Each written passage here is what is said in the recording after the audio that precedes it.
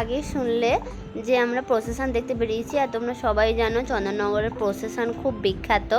তো দেখো আমি আর বোন বেরিয়েছি আজকে, যেহেতু বাবা আর মা বেরোয়নি, রিককে নিয়ে বাড়িতে রয়েছে, ঠান্ডা লেগে যায় যদি, ওই জন্য আর বার করিনি। আর দেখো তোমরা আমি পরপর এখানে আমাদের প্রসেশনগুলো দেখতে পাবে। আমরা হেঁটে হেঁটে দেখেছি, মানে যে কটা আমরা হাঁটার রুটে পেয়েছি সেই কটাই আমি তোমাদের সঙ্গে শেয়ার করলাম। তোমরা কমেন্টে জানাবে কিন্তু আমাদের চন্দননগরের প্রসেশন তোমাদের কেমন লাগলো। তো চলো দেখতে থাকো। সব কটা লাইটের পেছনে ঠাকুর থাকে, আমাদের আগে লাইট থাকে প্রসেশনে, তারপরে ঠাকুর থাকে। তো দেখো, দেখে কিন্তু অবশ্যই কমেন্টে তোমরা জানাবে।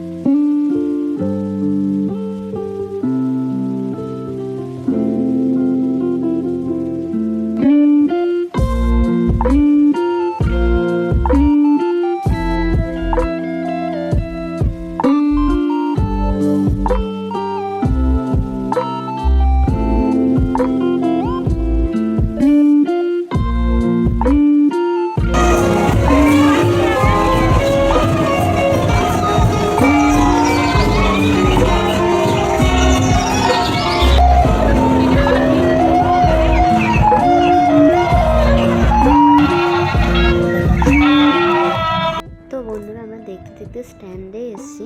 তো দেখো স্ট্যান্ডে পুরো মেলার মতো বসে এই প্রসেশনের দিনটা। শুধু প্রসেশনের দিন বলে নয়, আমাদের এই জগদ্ধাত্রী পুজোর মানে 4-5টা দিনই পুরো স্ট্যান্ডে মেলার মতো বসে। আর এই দেখো মানে স্ট্যান্ডের এই জায়গাটাতে তোমরা আগেও দেখেছো, এই জায়গাটা পুরো লোকে ভর্তি, মানে তোমরা দেখে বুঝতেই পারছো আসলে ওই জায়গাটা বসে সবাই প্রসেশন দেখে। মানে এই সময়টা প্রসেশনের দিন স্ট্যান্ডটা চেনাই যায় না।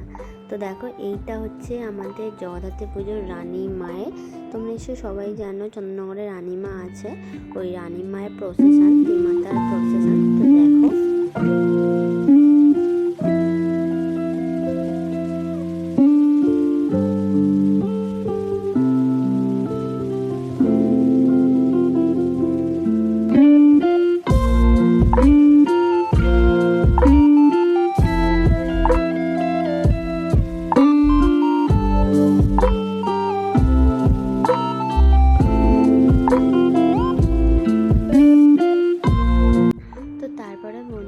স্ট্যান্ডে তো অনেক খাবার বসেছিল।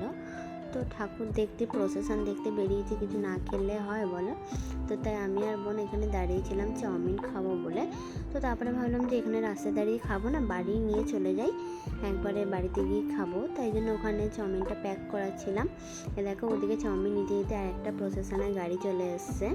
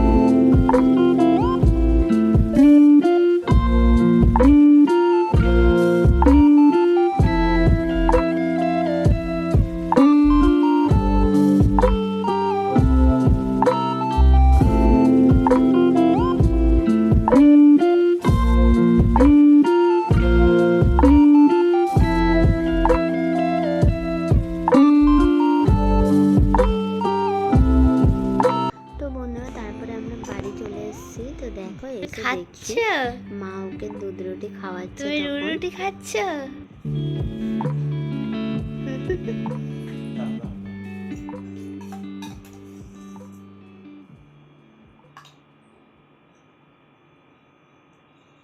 তোমার দিদিভাই খাইয়ে দিয়েছে দুধ রুটি? বলে হ্যাঁ খাওয়া হয়ে গেছে, আবার একটু পরে ঘুমাবো, এখন ঘুমাবো না, আগে ঠাকুরের দেখলে কোন লাইটটা ভালো হয়েছে গল্প শুনবে তো এখন তুমি। তো বন্ধুরা আজকের ভিডিওটা এইটুকুই, ভালো লাগলে লাইক কমেন্ট শেয়ার করো, টাটা।